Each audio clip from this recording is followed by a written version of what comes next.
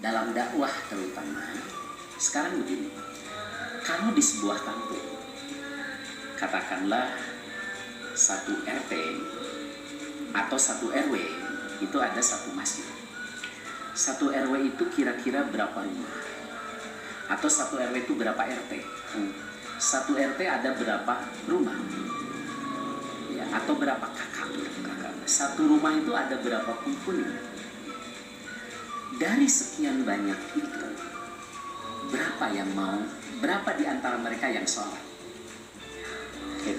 Pertanyaan lanjutannya, dari yang sholat itu, berapa yang ke masjid? Dari yang ke masjid itu, berapa yang duduk di pengajian?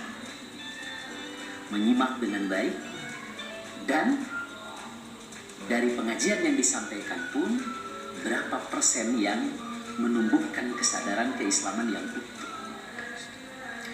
Tentu kita dapati bahwa mungkin kalau di persentase tidak lebih dari 10% ya, yang ke masjid dan duduk di pengajian. Artinya ada 90% di luaran sana yang tidak tersentuh dengan dakwah.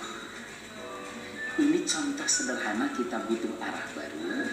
Bagaimana dakwah itu tidak terfokus kepada yang biasa ke masjid, tapi orang-orang yang belum ke masjid, anak-anak muda yang biasa nongkrong di jalanan, atau seperti antum generasi milenial, ya kan, yang tentu jarang mendapatkan ilmu-ilmu tentang keislaman.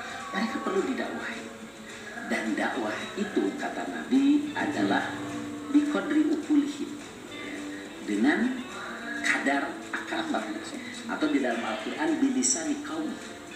Ya, jadi harus ada dakwah bahasa kepada anak muda yang belum ke masjid, yang belum punya kesadaran keislaman yang baik. Tapi mereka adalah aset bangsa, mereka adalah umat yang juga harus diseru kepada dakwah.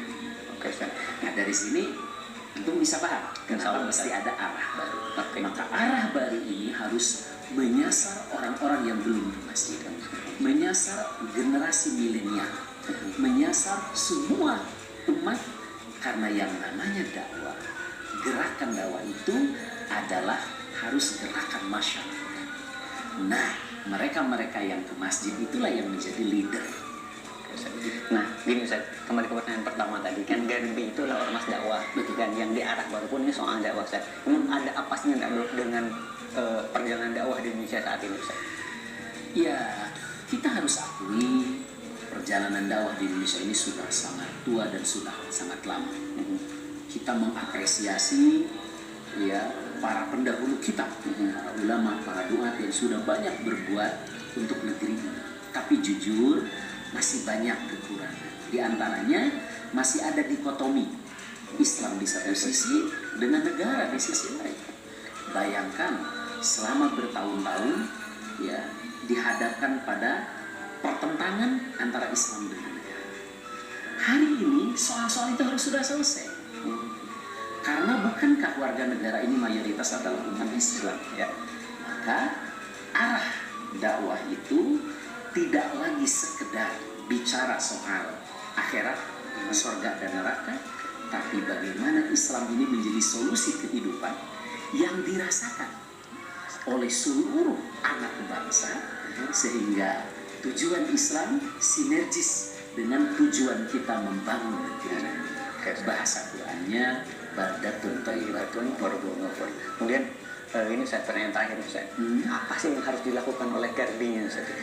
Yang harus dilakukan oleh Garbi adalah rangkulah anak-anak muda, rangkulah generasi milenial, ya, berikan mereka pemahaman bahwa Islam itu adalah solusi kehidupan. Tentu dengan gaya anak-anak muda, selama tidak menghalalkan yang Allah larangkan. Dengan keanak mudaan, dengan tampilan milenial, insya Allah anak-anak muda itu juga, bukankah mereka juga sama-sama ingin masuk surga Allah? Sama wakil saja. Dengan tampilan yang lebih diterima oleh mereka, insya Allah ya mereka akan juga punya kontribusi besar dan lebih jauh lagi menjadi muslim yang baik ya.